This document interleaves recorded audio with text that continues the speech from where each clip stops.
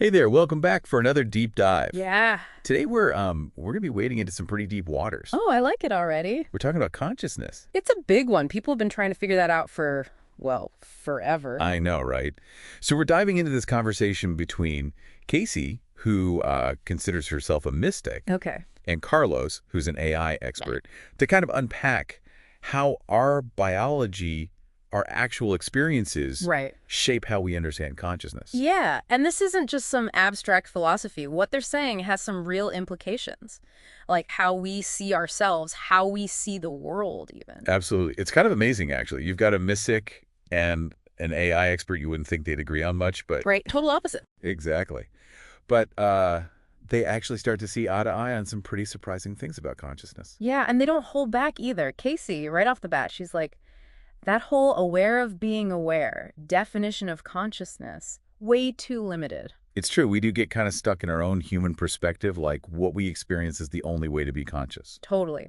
And Casey's suggesting there's a much wider spectrum of awareness. She even has a name for it, pure awareness. So, like, we're just seeing a tiny sliver of the whole picture. Exactly. And she thinks we get glimpses of this pure awareness during those really intense experiences, near-death experiences. Yeah, yeah. When people talk about feeling this like boundless connection or oneness, or even during what they call ego death.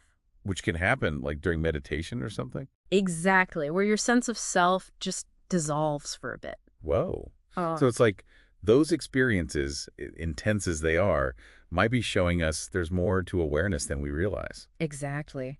And what's really wild is that Carlos, the AI guy, he actually agrees with her. Really? Yeah.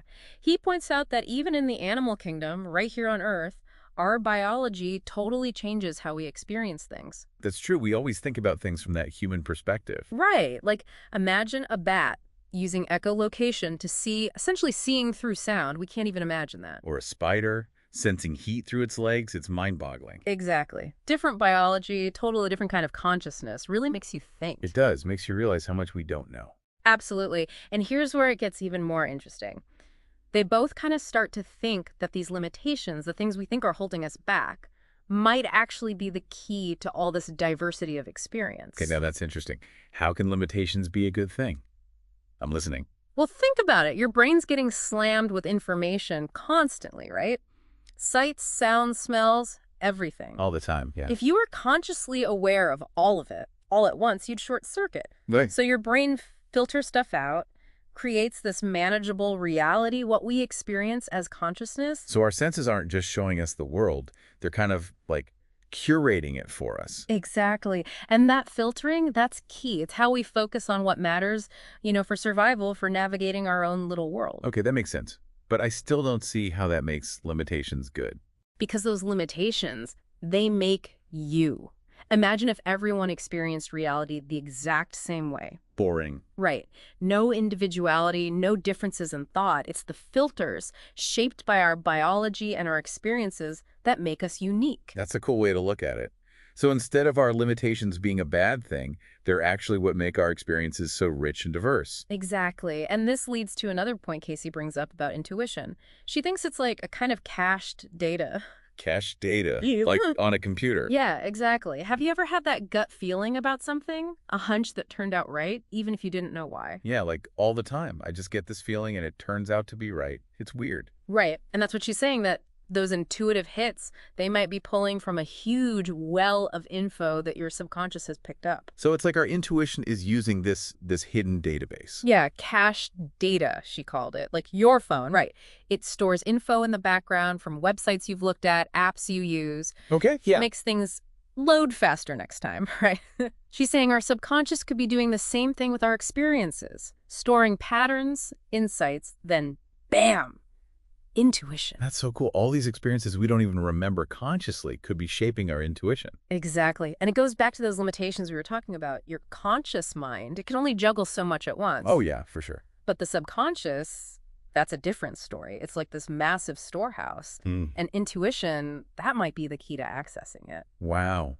So there's this whole other level of intelligence working behind the scenes. Kind of blows your mind when you think about it. Doesn't it? And it makes you wonder about other life forms too, right? Yeah, like we've been talking about humans, but what about animals, plants, insects, all that? do they have some kind of awareness too? Now we're really going down the rabbit hole. Casey and Carlos, they actually talk about this a lot. They even bring up this biologist, Michael Levin. Okay. He's doing some wild research that suggests even systems we don't usually think of as conscious, like, get this, the immune system. The immune system. Yeah. He's saying it shows a kind of intelligence. Hold on. How can your immune system be intelligent? That's the cool part. He's saying intelligence doesn't always need a brain the way we picture it. Okay. The immune system, it learns, it adapts, it can even predict threats. Well, yeah, it's fighting off stuff all the time, right? It has to Yeah. be learning as it goes. Exactly. Think of it like an army of tiny little warriors patrolling your body, taking out threats before you even know they're there. Whoa. They're constantly battling, learning new enemies, even remembering old ones so they can fight better next time. That's intelligence, even if it's not conscious like we think of it. That's wild. Yeah. It really makes you question everything you thought you knew. Right. And if our own immune systems can be intelligent, who knows what else is out there? It's like we haven't even scratched the surface. And that takes us back to one of the big ideas Casey and Carlos kept coming back to, the idea that our senses might actually be limiting what we can experience. Like there's stuff out there we can't even perceive. Exactly. Remember that analogy Casey used about only seeing the visible light spectrum? She's saying that might be true on a much bigger scale. What if there are entire dimensions, energies, forces that we're totally blind to? Okay, now we're getting into some serious mind-bending territory. Like, are we just missing out on a whole other reality happening all around us? I got to know more. It's like we're only seeing a tiny fraction of what's really out there. Exactly. And here's where Casey, she brings up this really interesting idea. She's like, what if these limitations, our senses, they're not a bug, they're a feature? A feature. Wait, so we're not missing out on all the good stuff? Well, think about it. Our brains, they're wired for survival, right? Right. Imagine if you were suddenly hit with all this input, all these senses from other dimensions, other realities. It'd be too much. Yeah, I guess that would be a bit overwhelming. Total sensory overload. Your brain would be fried. So we've evolved to process what we need, what helps us survive. Okay, yeah, that makes sense. But it still feels like we're missing out. Like, what if there's amazing stuff out there and we're just, I don't know, blind to it? It's a trade-off, right? We trade a wider awareness for a more focused experience. So are we stuck with this limited view, or is there a way to kind of expand our consciousness? Well, that's the million-dollar question, isn't it? We can't just grow new sensory organs overnight. Too bad. Right. But both Casey and Carlos, they think we can become more aware of the filters we already have. Okay, so how do we do that? They talk about things like meditation, mindfulness, stuff like that. Yeah. And it's not about, emptying your mind or anything like that. It's about paying attention to your thoughts, your feelings, without judgment.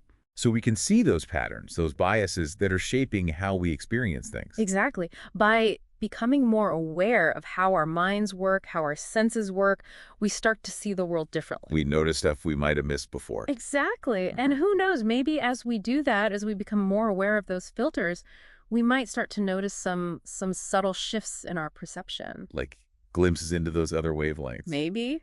It's a trip, right? It really is. This whole deep dive has been incredible. Pure awareness, intelligent immune systems, hidden dimensions. My mind is blown. Right. It really makes you think. It does. It really does. So to wrap things up, it seems like there's this whole universe of possibilities within us and around us. We just need to learn how to see it. Exactly. And who knows, maybe we can even learn to shape those filters ourselves to expand our awareness even further. That's something to think about. Definitely something to think about. Thanks for joining us for another mind-blowing deep dive, everyone. Keep exploring, keep those questions coming, and we'll catch you next time.